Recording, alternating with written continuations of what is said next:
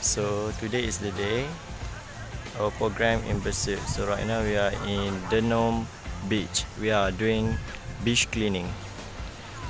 From what I see, the beach is really pretty, but there are a lot of rubbish here like plastic. So we are going to pick up all of the things so that we can conserve this beautiful view.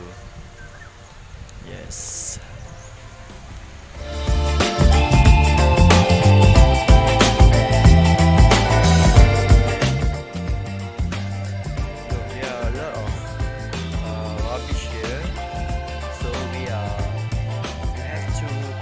All of the things that are not biodegradable. So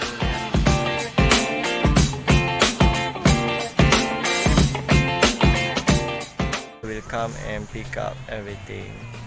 Hopefully with all of the things that we do today can conserve our environment, something like that.